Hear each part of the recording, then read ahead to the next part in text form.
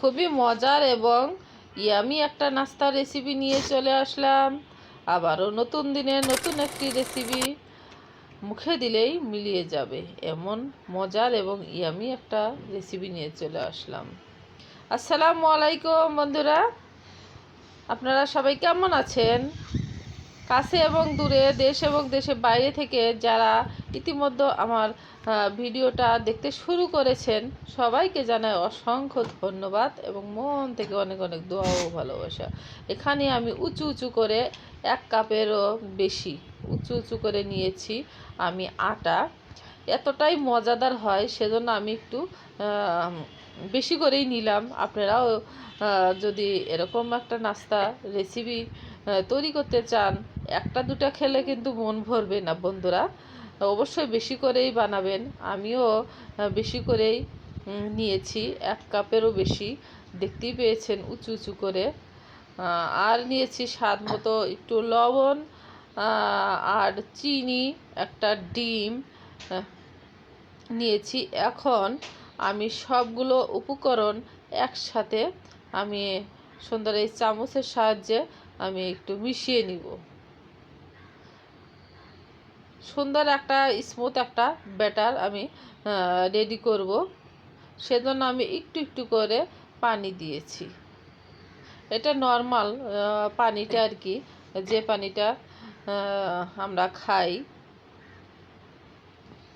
এটা আমি গরম পানি ইউজ করিনি। গরম পানি দিলে কি, আমার তো এখানে ডিম আছে, ডিমটা তো একটু কুক হয়ে যাবে, সেজন্য আমি নর্মাল পানিটা ইউজ করছি। একটু একটু করে দিয়ে আমি সুন্দর মতো নাড়িয়ে চাড়িয়ে ব্যাটারটা রেডি করে নিব। খুবই সুন্দর করে ফেটে নিতে হবে, তাহলে পিঠাটা খুবই সুন্দর হবে।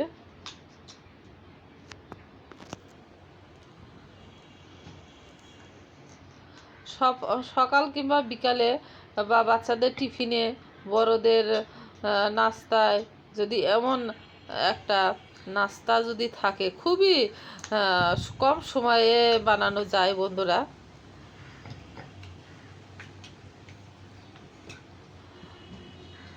আমার মনে হচ্ছে যে আর একটু লাগবে, তো একটু একটু করে দিবেন পানিটা। সুন্দর মতো একটা ব্যাটার এই তো আমার রেডি হয়েছে। যখন দেখবেন একটু একটু বাবলস ক্রিয়েট হয়েছে, তখন বুঝে নেবেন আপনার ব্যাটারটা পারফেক্ট হয়েছে। এখন আমি একটু ঢেকে রেখে দিব। ঢেকে রেখে এখন আমি চলে যাব চুলায়। চুলায় একটা ফ্রাই প্যানের তাওয়া বসিয়ে দিয়েছি। কোনো তেল দিব না এখানে, জাস্ট একটু তেল নিয়ে কিচেন টিস্যু দিয়ে আমি একটু মুছে দিলাম আর কি তাওয়াটা। যখন তাওয়াটা গরম হয়ে আসবে, এই গোল চামচে 1 চামচ করে আমি নিয়ে সুন্দর করে আমি গোল করে দিয়ে দিব। বেশি সময় লাগে না, অল্প সময়ে খুবই মজার একটা নাস্তা বানানো যায়। আমি কিন্তু 2-3 চামচ গুঁড়া দুধও ইউজ করেছি, সেটা আর বলা হয়নি, দেখানো হয়নি, ওটা স্কিপ হয়ে গেছে বন্ধুরা। এই তো হয়ে গেছে। আমি একটু জাস্ট এই সাইডেও একটু আমি উল্টিয়ে দিলাম। এভাবে আমি সবগুলো এক এক করে বানিয়ে নিব। না উল্টিয়েও খাওয়া যাবে, কিন্তু আমি একটু হালকা একটু উল্টিয়ে দিলাম, যাতে একটু আর একটু ভালো লাগে। বানাতে বেশ ভালোই লাগে, বেশি সময় লাগে না। এই তো আমি একটু এই পিঠার থেকে একটু ঢাকনা দিয়ে একটু ঢেকে রাখছি, দেখি কেমন হয়। ঢাকনা দিয়ে ঢেকে রাখলেও কিন্তু খুবই সুন্দর হয়। মাশাআল্লাহ, এই সাইডে কত সুন্দর বাদামি বাদামি কালার চলে এসেছে। এতটাই সহজ, এতটাই সুস্বাদু এই পিঠাটা, না বানালে না খাইলে বিশ্বাসই করবেন না। যারা খেয়েছেন তারা তো জানেন কতটা সুন্দর হয় খেতে। ছোট বড় বয়স্ক পরিবারে যারা বয়োজ্যেষ্ঠ আছেন, তাদের তো খুবই পছন্দ হবে, বয়স্ক মানুষদের জন্য।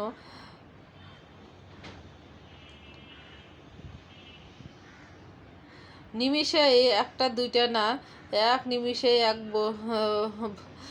বসবেন, দেখা যাবে যে আপনি সবগুলোই আপনি খেয়ে ফেলছেন। এমন অবস্থা, এতটাই মজা লাগে।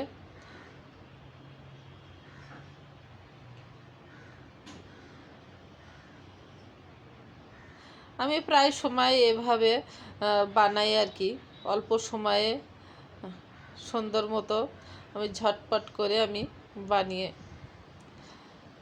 আমি আমার ছোট ছেলে আমরা দুজন খুবই পছন্দ করি। আমার হাজবেন্ড তেমন একটা পছন্দ করে না। আমরা যে কোনো ভর্তা হোক, যে কোনো, সব সময় তো মাংস দিয়ে খেতে হবে তার কোনো মানে নাই, যে কোনো সবজি দিয়ে হোক বা চা দিয়ে হোক, তো বেশ মন্দ লাগে না।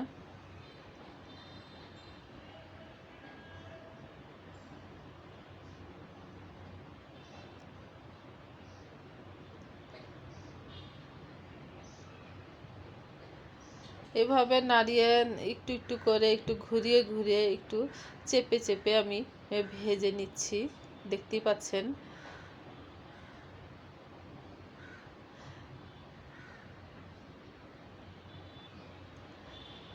একদম দেখায় যখন আমি উল্টাই তো এতটাই ভালো লাগে, একদম ধরার সাথে সাথে উঠে আসে, লেগেও ধরে না, এতটা সুন্দর।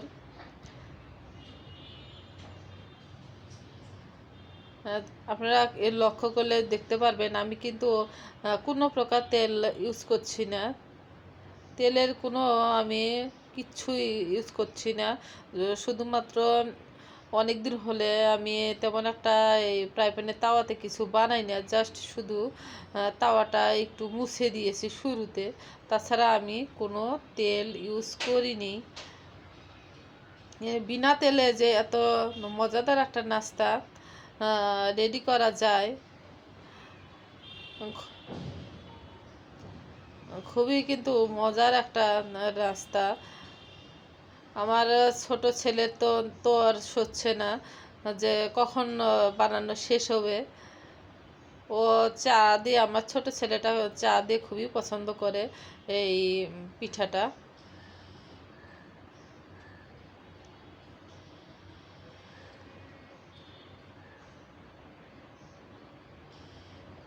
এক এক করে আমি সবগুলো আমি বানিয়ে নিব।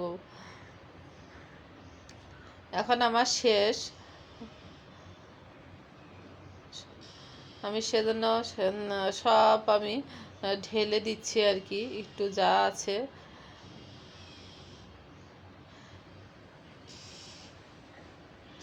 এ পর্যন্ত কথা বলতে বলতে আমার কথা এবং কাজে যদি কোনো ভুল ভ্রান্তি হয়ে থাকে বন্ধুরা, ক্ষমার দৃষ্টিতে দেখবেন, ভুল তো মানুষেরই হয়।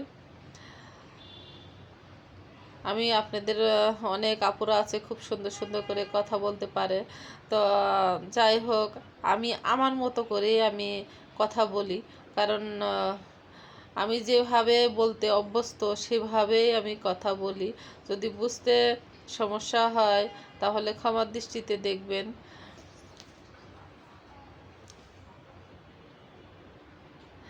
এই তো আমার কিন্তু বানানো কমপ্লিট। এই তো একটু দেখাবো, এই তো হাতে নিলেই কিন্তু একদম হাতের মধ্যে চলে আসছে, এতটাই সফট হয়েছে।